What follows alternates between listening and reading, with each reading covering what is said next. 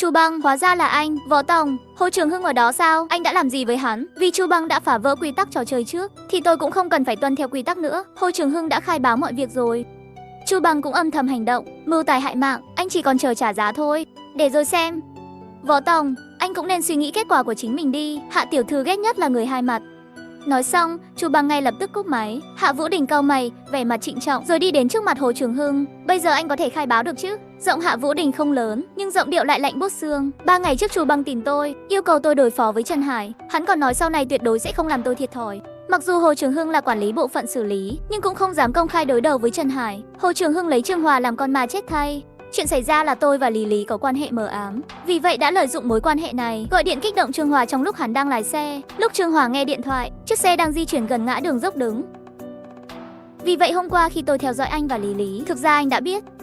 Tất cả đều do Chu Băng sắp xếp. Hắn bảo tôi tạo dựng một vở kịch, khiến anh tưởng kẻ chủ mưu phía sau là thiếu gia họ Vương. Nghe thấy thế tôi cảm thấy tức giận, đồng thời cảm thấy xấu hổ về sự liều lĩnh của mình. Hôm qua khi theo dõi Hồ Trường Hưng và Lý Lý, tôi thậm chí còn tự phụ tưởng mình rất thông minh. Nhưng thực tế tôi đã ngu ngốc tột cùng rồi. Hạ Vũ Đình lạnh lùng quay mặt bước xuống lầu. Tiểu Hộ, giữ họ lại đó. Nói xong tôi cũng xuống lầu, bước nhanh để đuổi kịp Hạ Vũ Đình. Hạ tiểu thư, tại sao lại trách tôi?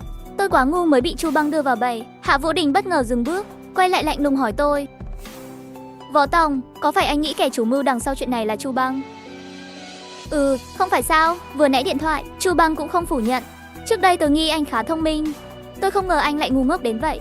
Tôi có thể rõ ràng nói với anh, kẻ chủ mưu sự việc này không phải Chu Băng, mà là Hạ Vũ Hà. Tôi sai hết rồi, toàn bộ chuyện này tôi không ngờ.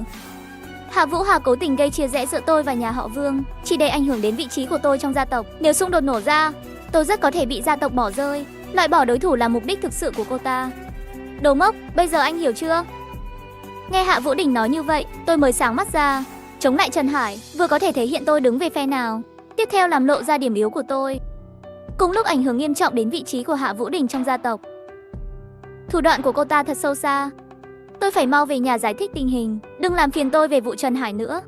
Hạ Vũ Đình quay đầu bỏ đi mà không ngoái lại. Hồ Trường Hưng, mọi lời anh nói hôm nay tôi đều ghi âm. Vậy chuyện này là công khai hay riêng tư? Không biết do bị đánh hay bị sợ hãi. Lúc này Hồ Trường Hưng không chút do dự đã nói riêng tư. Riêng tư thì tất nhiên là riêng tư rồi. Hành động riêng tư nào? Hồ Trường Hưng ngậm ngừng liếc nhìn Lý Lý. Dù sao, Trương Hòa cũng làm việc tại công ty của Trần Hải. Và vào thời điểm xảy ra sự việc cũng trong giờ làm việc. Cô ấy cũng phải được bồi thường một ít. Lấy bao nhiêu phù hợp? 500.000. Không được, 500.000 cũng chẳng làm được gì. Cô im miệng lại cho tôi. Trần Hải đưa 500.000, còn tôi cho cô thêm 300.000 nữa. 800.000 vẫn chưa đủ à? Đi tìm Trần Hải, nói với ông ấy. Sau đó chúng tôi đến công ty của Trần Hải. Tôi ra hiệu cho Hồ Trường Hưng. Hồ Trường Hưng đã kể lại toàn bộ sự việc, còn nói ra chuyện chỉ cần bồi thường 500.000 tệ. Anh Trần, tôi đã bàn bạc với Lý Lý rồi. Chỉ cần bồi thường 500.000 là xong. Sau khi nghe xong, Trần Hải không buông thõng như tôi dự đoán, trái lại cười một cách đắng cay, để ép buộc tôi bán công ty. Thậm chí còn gây ra một cái chết người. Họ không phải người, mà là xúc tu. Tôi sợ quá, sợ thật. Thực ra những lời Trần Hải nói hoàn toàn có thể hiểu được, mạng người quan trọng. Nhưng trong mắt Chu Băng và Hạ Vũ Hà như chết một con kiến vậy. Chỉ là 500.000 thôi mà, tôi có thể bỏ cả công ty. Tiền đối với tôi còn ý nghĩa gì nữa? Tôi có thể chuyển khoản ngay bây giờ. Tôi thấy Trần Hải có vẻ yếu đuối. Quách Phương muốn an ủi Trần Hải, nhưng cô cũng không biết nên mở lời như thế nào. Một mạng sống, chỉ với 500.000 tệ là muốn xong chuyện. Có đơn giản quá không vậy? Bất chợt có tiếng cười nhẹ của một phụ nữ vang lên từ hành lang. Tôi không khỏi nhướng mày. Hạ Vũ Hà, cô tiểu thư này, sao cô ta còn dám đến đây? Rất nhanh, Hạ Vũ Hà và anh em Chu Băng liền bước vào. Ông chủ Trần, nhìn ông hôm nay có vẻ mệt mỏi hơn nhiều đấy. Hạ Vũ Hà môi khẽ cong lên, nở nụ cười quan sát vợ chồng Trần Hải. Các người dám đến đây? Tin không, tôi sẽ gọi cảnh sát ngay. Hạ Vũ Hà vẫn cười tươi, sau đó bước đến ghế sofa ngồi xuống. Ông chủ Trần ơi, tôi chưa làm gì sai. Ông báo cảnh sát thì có ích lợi gì? Cái chết của Trương Hòa, chính cô là kẻ giấu mặt thực sự. Ây da, ông chủ Trần, ông nói tôi là kẻ giấu mặt. Vậy chứng cứ của ông ở đâu? Hắn đã khai hết rồi. Là Chu Băng chỉ thị hắn làm khó tôi. Chu gia nhờ vào sự che chở của cô. Nếu không phải cô thì ai là kẻ giấu mặt? Hai anh em Chu Băng đều cười tươi, nói là không sợ, nhưng thực chất còn là một sự kiêu ngạo. Anh ấy nói đúng.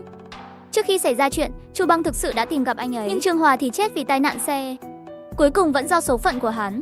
Ông dựa vào cơ sở gì mà vu cáo tôi là kẻ sát nhân? Trần Hải bị đám của Hạ Vũ Hà bẻ lái mà không biết đáp trả ra sao. Hạ Vũ Hà nhẹ nhàng cười một tiếng, sau đó lại nhìn về phía Hồ Trường Hưng. Hồ quản lý, khuôn mặt anh đầy vết thương là ai đánh?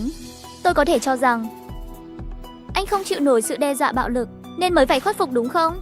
Hạ Vũ Hà rõ ràng đang ám chỉ. Hồ Trường Hưng phản cắn lại một cái. Hạ Vũ Hà vừa dứt lời, Chu Băng liền mở miệng bảo: Hạ tiểu thư nói đúng, Hồ quản lý nên báo cảnh sát ngay, đưa kẻ kiêu ngạo ra trước công lý. Anh cũng là quản lý mà, sao lại không biết luật pháp? Tôi giúp anh gọi điện báo cảnh sát được không? Nói xong, Chu Kiều liền nhìn tôi với ánh mắt thách thức. Hạ Vũ Hà thật có uy lực, cô ấy bằng vài câu nói đã lật ngược tình thế, chỉ trong nháy mắt đã đẩy hết trách nhiệm lên đầu Hồ Trường Hưng, thậm chí còn làm mèo mó sự thật, miêu tả Hồ Trường Hưng như một nạn nhân. Hồ Trường Hưng đừng quên, tôi có băng ghi âm của anh. Hồ Trường Hưng sợ hãi nhìn quanh một cái. Vũ Hà nhẹ nhàng nói, Hồ quản lý bị đánh thành như vậy, chỉ một đoạn băng ghi âm có giá trị gì? Dù anh ta thừa nhận là kẻ giết Trương Hòa, cũng không thể dùng làm bằng chứng. Cô nói đúng quá Hạ tiểu thư ơi, tôi chỉ là kẻ bị ép buộc thôi. Võ Tòng còn bảo nếu tôi không thừa nhận tội danh, hắn sẽ giết tôi đấy. Tôi có bao giờ nói những lời đó đâu. Hồ Trường Hưng đừng nói lung tung. Hi hi hi, chắc chắn tôi không thể chứng minh anh ta nói câu đó. Nhưng anh ta làm sao chứng minh mình không nói câu đó? Ly Lý, Trương Hòa là chồng cũ của cô mà. Cô muốn hắn chết một cách mơ hồ không rõ ràng. Hắn chết rồi nhưng tôi và con trai vẫn phải sống. Tôi chỉ quan tâm ai sẽ bồi thường cho chúng tôi, và số tiền bồi thường bao nhiêu. 3 triệu là giới hạn tối thiểu. Tôi cũng không biết nói gì nữa. Ông Trần, nếu ông vẫn còn nghi ngờ gì về cái chết của Trương Hòa, thì để cảnh sát vào cuộc điều tra đi. Nhưng nếu làm vậy, công ty của ông phải dừng hoạt động để hợp tác điều tra. Nếu kéo dài 3 đến 5 tháng, ông có đủ khả năng kinh tế hỗ trợ không? Trần Hải bất ngờ thở dài, như thể tinh thần và thể chất đều mệt mỏi. Cô làm tôi điên cuồng thế này, chỉ vì muốn ép buộc tôi bán công ty phải không? Cô thắng rồi, tôi đầu hàng. Tôi ký hợp đồng ngay. Hạ tiểu thư, sau chuyện này, cô có thể tha cho gia đình tôi không? Hạ Vũ Hà bất ngờ đứng dậy, rồi chậm rãi đi tới gần ông Trần. Ông nói nhầm một điểm. Tôi không quan tâm gì đến công ty của ông. Tất cả đều do người này gây ra. Võ Tổng, anh bên ngoài kết giao với tôi, nhưng bí mật vẫn giúp em gái tôi làm việc.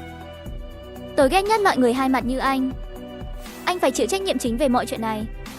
Sau khi Hạ Vũ Hà nói xong, vợ chồng Trần Hải liền nhìn tôi bằng ánh mắt rất phức tạp. Sau một hồi lâu, Trần Hải bỗng quyết đoán nói với tôi, từ giờ trở đi, gia đình Trần với anh không còn liên quan gì nhau nữa. Dù một ngày nào đó chúng tôi có ăn cơm không nổi, cũng sẽ không nhận sự giúp đỡ của anh. Ngoài ra, tôi cũng sẽ không để Kim Liên và cậu có bất kỳ liên lạc nào nữa. Cậu chỉ là một thảm họa. Đừng làm hại gia đình Trần nữa. Một thảm họa? Có lẽ Trần Hải nói đúng. Tôi thật sự là thảm họa. Nếu không thì sao Kim Liên bị thương, và gia đình Trần sao lại suy sụp đến như bây giờ. Nhưng trong lòng tôi như bị rào cắt, cười chua chát rồi bỏ đi. Võ Tổng đợi đã. Cô có lời muốn nói với cậu. Võ Tổng, đừng nghe lời chú Trần nói nhé. Dù không có cậu, gia tộc Chu cũng không dễ buông tha chúng tôi. Vì vậy việc bán công ty cũng chỉ sớm muộn. Nhưng nói đến đây, Quách Phương nhìn tôi một cái, muốn nói gì đó. Thật ra dù bà không nói, tôi cũng có thể đoán ra suy nghĩ của bà. Cô à, tôi biết cô muốn nói gì. Xin cô và chú yên tâm, tôi tuyệt đối sẽ không liên lạc với Kim Liên nữa. Sự thật cũng chứng minh tôi chỉ mang đến rắc rối cho các người. Xa lánh người như tôi là quyết định đúng đắn nhất. Tôi tin cậu đấy. Xin lỗi đã làm phiền cậu. Không phiền, tôi xứng đáng thế, không xứng đáng lấy con gái các người. Quách Phương mở miệng muốn nói gì đó, nhưng vẫn không nói ra. Tôi lại lấy điện thoại ra, trước mặt Quách Phương, xóa số liên lạc của Kim Liên, cuối cùng quyết tâm bỏ đi. Có lẽ do nóng giận, có lẽ thật sự tôi sợ Kim Liên lại bị tôi liên lụy, nên mới quyết định cắt đứt mọi quan hệ với cô ấy. Không ngờ chỉ vì một câu nói, từ đó tôi không gặp lại Kim Liên lần nào nữa.